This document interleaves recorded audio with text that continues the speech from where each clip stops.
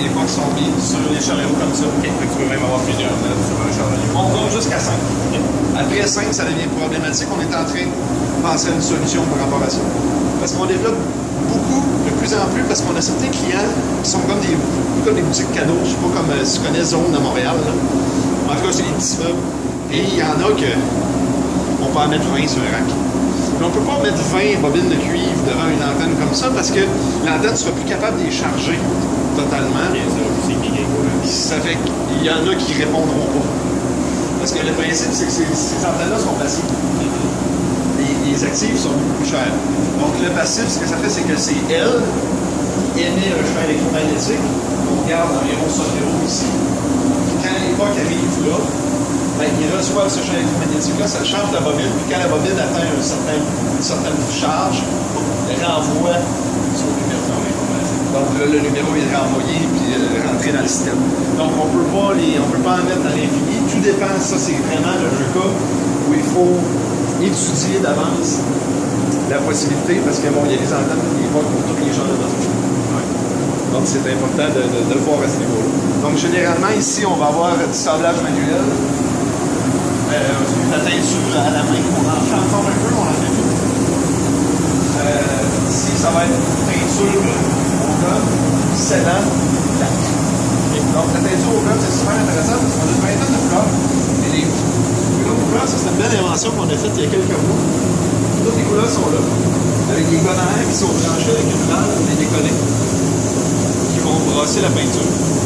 Et puis, quand on change de couleur pour un autre œuvre, parce que nous, on ne casse pas par couleur. Donc, il peut y avoir un œuvre blanc et un œuvre noir dessus de la même. Donc, à ce moment-là, quand on change de couleur, on ouvre la valve, on ferme toutes les valves, on purge, ça fait passer le planeur, ça nettoie la ligne, on ouvre la nouvelle valve, et puis on a la couleur. Puis, il n'y aura pas de mélange qui va être fait. Donc, à ce moment-là, c'est un système très rapide. En 30 secondes, on est capable de changer de couleur, de peinture, on va passer d'un à l'autre. Parce qu'à un moment donné, se contraindre par la couleur, ça nous empêchait des fois d'avoir des lots qui étaient consistants. On sauvait plus de temps en arrière à regrouper des pièces, surtout pour la machine de contrôle numérique. Le setup, les ventouses, c'est ça qui est long. Ça fait que lui, on voulait qu'il y ait le plus souvent de fois la même pièce. Fait qu'on l'a mis comme ça. Et là, le même meuble peut sortir en 5 couleurs différentes. Si on a dit, toi, tu vas changer de couleur, que lui n'ait pas à changer de pièce. C'est un peu comme ça qu'on fonctionne. Donc, pour chaque poste, vraiment ici, il y a une antenne. Là, on a un petit rack ici. Parce qu'il y a des tops de table, je ne sais pas si on en a, mais les gros tops de table, eux autres, ils vont se promener sur une table qui est plus basse. Les antennes étant proches, on ne peut pas pousser le signal comme ceux-là là-bas, pour qu'il y ait une grosse bulle électromagnétique. Donc, ceux-là, on leur dit, vous prenez la porte, vous la mettez là, le temps que vous travaillez dessus. Donc, ça permet quand même d'avoir une communication. Ça, c'est un petit peu le... On n'a pas le choix de s'adapter un peu aux limites des technologies. Et donc, à ce moment-là, on va avoir les teintures de scellant. Le sablage de scellant, il y a encore une antenne là, parce qu'ici, c'est une zone d'attente. Quand ils arrivent là, c'est qu'elles sont en train de travailler dessus. Là, ils ont triché. Donc, ça, il ne faudra pas que ça arrive. Ils ont triché. Ils sont en train de travailler sur celui-là. Et c'est ici la zone où il devrait être. Ici, il n'y a pas ça à rien parce qu'il y a une porte pour commencer.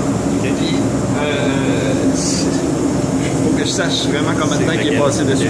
Donc ça, c'est des choses qui ne devront pas arriver.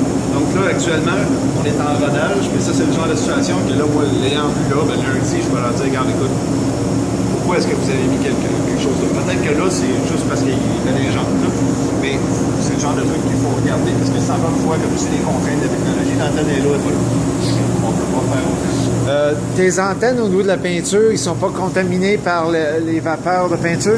C'est électromagnétique, ça ne dérange pas. Okay. L'idée, c'est que bon, il y a des normes anti-explosion qui sont à respecter. Donc, il faut marquer que les contrôleurs, donc ce qui est chargé, parce que ça soit une petite charge faite par une prise qui est vissée, qui est étanche. Mais tous les fils arrivent, puis quand il y a un trou là, où les fils se ramassent tout. Parce que les lampes, c'est pareil, c'est scellé. Tout est dans le plafond de la pièce d'en haut. Okay? Donc le contrôleur aussi est dans le plafond de la pièce d'en haut. Le Wi-Fi est dans le plafond de la pièce d'en haut.